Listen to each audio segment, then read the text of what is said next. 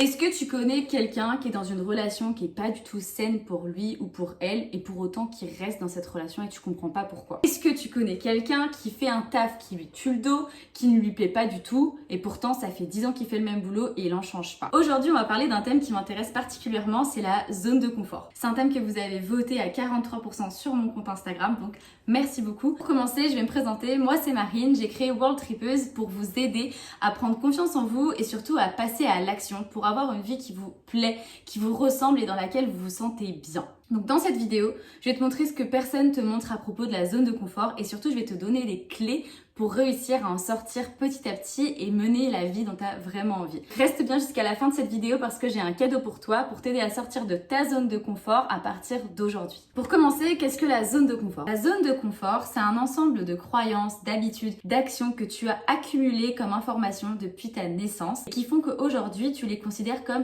habituelles, familière et voici ta zone de confort. Elle n'est pas forcément positive pour toi, elle n'est pas forcément bénéfique, mais pour autant parce que tu as l'habitude de ces habitudes, parce que tu as l'habitude de ces actions, alors tu te sens en sécurité lorsque tu les répètes ou lorsque tu les ressens. Et en ça, ça te donne une impression de contrôle sur ce que tu vis. C'est pour ça que la zone de confort, elle n'est pas forcément confortable. Comme je le disais en introduction, tu peux très bien faire un boulot dans lequel tu n'es absolument pas épanoui, mais ça fait 20 ans que tu fais le même métier et donc en ça, c'est devenu ta zone de confort, même si c'est pas du tout quelque chose qui te fait du bien ou qui te pousse vers l'avant. Donc déjà, la première question que tu peux te poser aujourd'hui en regardant toutes les actions que tu as prises, toutes les habitudes que tu as répétées, c'est te demander est-ce que ces habitudes et ces actions, elles me font du bien et elles me font aller vers là où j'ai envie d'aller, vers la personne que j'ai envie d'être, ou est-ce qu'au contraire, elles me restreignent, mais je les fais par habitude. Prenons un autre exemple. Il y a 5 ans, tu as acheté une maison. Ça t'a coûté beaucoup d'argent, tu as payé des frais de notaire, etc. Et donc à ce moment-là, tu t'étais dit que cette maison, tu allais la garder pour la vie. Mais voilà, en 5 ans, les choses ont changé. Peut-être que tes proches ont déménagé. Peut-être que cette maison te convient plus autant qu'avant. Mais tu restes. Tu restes dans cette maison parce qu'au moment où tu l'as achetée, tu t'es dit que tu allais y rester. Peut-être aussi que tu as tes habitudes dans cette maison, tes habitudes dans ton environnement et finalement, tu te retrouves un peu bloqué entre ce que tu aimerais faire et la personne que tu aimerais devenir, peut-être même un endroit différent où tu aimerais vivre. Et en même temps, tes habitudes, ce que tu t'es promis dans le passé et finalement la maison que tu as achetée mais qui te convient plus vraiment. Et bah, cette maison, c'est ta zone de confort. Et tu vois la difficulté que ça peut être d'en sortir, de prendre cette décision de quitter cette maison, peut-être de ne pas avoir rentabilisé entièrement ton investissement et donc de sortir de ta zone de confort pour aller vers quelque chose peut-être de plus inconnu et que tu as assimilé comme quelque chose de plus risqué alors que potentiellement c'est quelque chose de beaucoup plus positif pour toi. Alors pourquoi c'est si dur de sortir de sa zone de confort? En fait, il faut savoir que notre cerveau à l'homme préhistorique, il avait une fonction très très simple, nous aider à survivre et donc nous éviter tout danger. Et aujourd'hui, ton cerveau, il te sert pas à évoluer, il te sert simplement à éviter un danger. C'est pour ça que ton cerveau, dès qu'il voit une nouveauté, quelque chose qu'il ne connaît pas, il t'envoie des signaux d'alerte et il te dit surtout n'y va pas. Et malheureusement, ou heureusement en tout cas, les signaux d'alerte n'ont pas toujours la même sensation. Et ça peut très bien être j'ai peur et d'un seul coup je fais de la tachycardie, comme ça peut être j'ai envie de le faire, mais je vais pas le faire tout de suite et on appelle ça de la procrastination. C'est une peur qui s'est transformée en un mélange entre j'ai envie de le faire, mais je passe pas à l'action.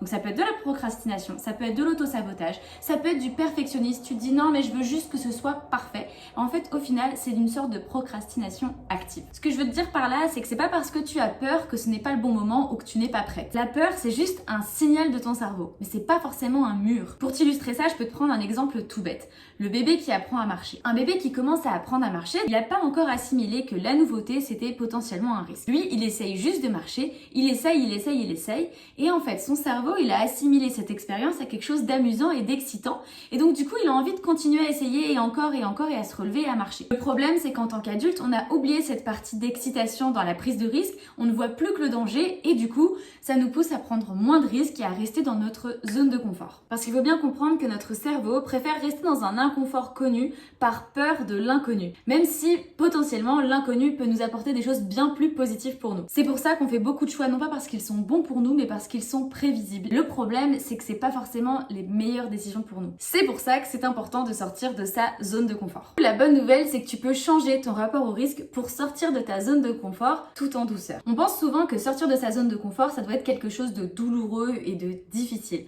Alors qu'en réalité, la seule chose que tu dois changer, c'est l'histoire que tu racontes à ton cerveau. Et pour t'aider à passer à l'action dès aujourd'hui, je te partage tout de suite 3 astuces. Premièrement, commence tout petit, mais vraiment tout petit. Par exemple, disons que l'habitude que tu aimerais prendre, c'est de te mettre au sport. La première toute petite habitude que tu peux faire, c'est de t'habiller avec des vêtements de sport et de déterminer une heure à laquelle chaque semaine tu vas aller faire du sport. La première semaine, la seule chose que tu vas faire, c'est de mettre ton vêtement de sport à l'heure à laquelle tu t'es promis de tirer au sport. La seconde semaine, tu vas aller faire du sport, mais uniquement 10 minutes. Uniquement. Arrête de te mettre des montagnes devant la tête, tu vas arriver à cet objectif, mais considère la vie comme un long chemin. La vie, c'est sur du long terme. Tu ne vas pas mourir la semaine prochaine, donc prends ton temps pour créer ton habitude. Cette semaine, tu mets simplement un vêtement de sport. La semaine prochaine, tu vas au sport 10 minutes. Et la semaine d'après, tu iras au sport 15 minutes. Petit à petit, tu vas ancrer dans ta routine que le mardi à 18h, tu fais du sport. Le mardi à 18h, tu es en tenue de sport. Le mardi à 18h, tu es occupé. Un autre exemple, ça pourrait être pour les gens qui ont envie de se lancer dans le voyage solo. Vous savez, moi, c'est ma passion. J'aide aujourd'hui des gens à se lancer dans le voyage solo. Néanmoins, on ne fait pas ça du jour au lendemain. Il y a plein d'habitudes à prendre avant de voyager comme ça tout seul. Et la première chose que vous pouvez faire, c'est déjà de commencer par aller au restaurant tout seul ou au cinéma tout seul. Et vous vous donnez un créneau. Vous vous dites de 13h à 14h, je vais au restaurant. À 14h, je m'en vais. Vous vous mettez un créneau, une durée limitée, pas trop grande, dans laquelle vous allez pouvoir cadrer votre expérience qui vous fait un peu sortir de votre zone de confort. Et la fois d'après, au lieu d'être 1 heure, ce sera peut-être 1h10. Et la fois d'après, au lieu d'être le restaurant d'en bas de chez vous, ce sera peut-être le restaurant de 3-4 quartiers plus loin. Petit à petit, une semaine par une semaine, vous ajoutez 10 minutes d'inconfort de plus ou 10 km d'inconfort de plus, mais tranquille. En fait, il faut savoir que pour créer une habitude, ça vous demande à peu près 3 mois. Il faut que vous répétiez la même action pour que vraiment votre cerveau intègre que c'est une habitude et que c'est quelque chose de safe que vous allez répéter régulièrement dans votre routine. Le deuxième conseil que je vais vous donner, ça va être quelque chose que vous avez déjà entendu, j'en suis sûre, quand vous aviez un exposé à faire quand vous étiez petit ou une présentation, quelque chose qui vous faisait un peu peur. Ça va être de garder quelque chose de familier pour ne pas sortir votre cerveau trop de sa zone de confort et vous faire paniquer. Typiquement, ça va être de porter par exemple un vêtement porte-bonheur, un bijou porte-bonheur, ça peut être de porter son parfum préféré, ça va être d'écouter sa musique préférée avant de faire quelque chose qui nous fait peur. Toutes ces choses-là, en fait, vont permettre à votre cerveau de rester un petit peu dans ce qu'il connaît et donc dans sa zone de confort pour que la part de l'inconfort que vous allez vivre soit mesurée par rapport à toute l'expérience de votre journée. Et le troisième conseil que je vais vous donner, ça va être d'accueillir votre peur. Et là, je pense que vraiment, c'est le conseil le plus efficace que je vais vous donner. Souvent, on n'a pas envie d'avoir peur. Souvent, on a envie de se dire qu'on est capable de tout. Mais au final, on procrastine, il y a des choses qu'on fait pas, il y a des choses, ça fait 3 mois qu'on est censé les faire, on les a pas commencé, on comprend pas pourquoi, alors que foncièrement, on a envie de les faire, mais on les fait pas. Et là, vraiment, ce que j'ai envie de vous demander, c'est d'arrêter de lutter contre vous-même et d'arrêter de vouloir vous prouver que vous êtes fort. On le sait que vous êtes fort, vous n'avez rien à prouver, donc accueillez vos peurs. Si vous procrastinez, c'est parce que quelque part, vous avez peur. Et c'est ok, on procrastine tous sur des sujets, on a tous peur, c'est humain, c'est normal, je viens de vous l'expliquer, c'est votre cerveau qui vous pousse à avoir peur, donc c'est normal. Mais accueillez cette peur, connectez avec vous-même, dites-vous, je l'entends, je la comprends et je ne vais pas la brusquer. Simplement, j'ai envie de travailler avec cette résistance plutôt que contre cette résistance, parce que vous n'y arriverez pas, vous ne pourrez pas lutter contre vous-même. Tu l'auras compris, ce que je veux t'expliquer dans cette vidéo, c'est qu'en fait, c'est toi qui as le contrôle sur tes peurs et c'est toi qui as le contrôle sur ta zone de confort. Tu peux l'adapter, tu peux l'agrandir pour en faire une zone dans laquelle tu avances et dans laquelle tu vas vers la personne que tu as envie d'être. Mais pour ça, il faut vraiment que tu changes ce que tu racontes à ton cerveau, parce qu'il faut savoir que ton cerveau ne peut pas faire la différence entre ce qui est réel et ce que tu lui racontes. Donc tu as toutes les cartes en main pour lui raconter une plus belle histoire, pour rendre la nouveauté quelque chose d'excitant, quelque chose d'attirant, comme une aventure que tu as vraiment envie de réaliser, plutôt que quelque chose qui l'effraie, comme ce que ton cerveau essaye de te raconter. Alors oui, tu peux redessiner ta zone de confort à ton rythme et en douceur, mais ça commence pas la semaine prochaine, ça commence aujourd'hui. Moi j'en ai marre d'entendre à la fin de l'année tout le temps des gens qui disent « Ah, j'espère que l'année prochaine ce sera mieux parce que cette année c'était horrible ».